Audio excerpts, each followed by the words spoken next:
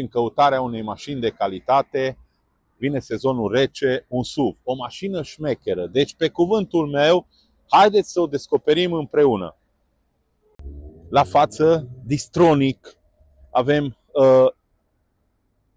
foarte frumos linie, LED, faruri inteligent cu xenon și pachet crom. Dacă vrei această mașină, întreabă-mă prețul. Ți-l spun eu, 21.590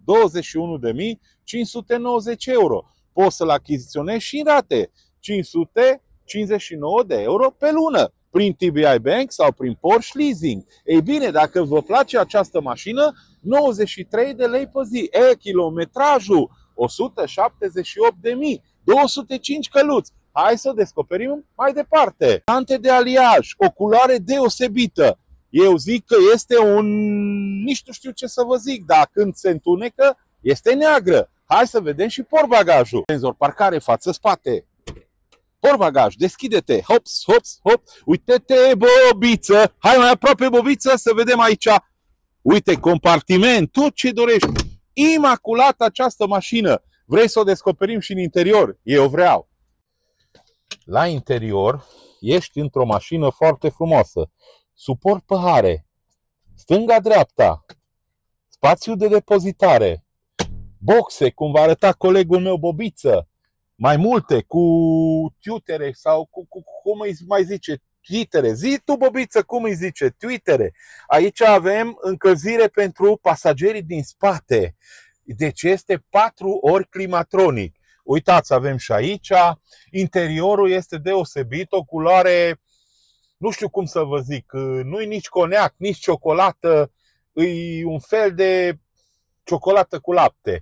Uitați-vă pe plafon, are plafonul ca și la BMW-uri, așa, cu culoare neagră. Haideți să vedem și în față, că deja e foarte frumos. Uite ce lumină are Bobiță, are muzică. Hai să vedem. Mamă, zici că suntem în bambu. Ok, aici mașina asta mă lasă fără cuvinte. Avem aici inserția asta frumoasă, avem bordul foarte frumos cu cusături deosebite, pe ușă se vede scaune cu memory încălzite. Deci mașina asta are foarte multe dotări. Stați puțin că nici nu știu să umblu cu el, dar nicio problemă că voi o să știți sigur. Uitați aici, foarte frumos, foarte frumos. Are și keyless go, keyless entry, start stop la buton, are padele. Volanul foarte frumos, tot în culoare de ciocolată. Dacă îți dorești această mașină, pe autoluxrate.ro vei descoperi în detaliu. Doar 178.000 de kilometri, parchează singură. Dar nu știu să vă arăt, dar o să vedeți voi când veniți la dry test. Dacă vă doriți această mașină și sunteți curios câți cai are, hai să vedem ce ascunde sub capotă. Cel mai bun motor de la Mercedes, 205 cai, 2.0.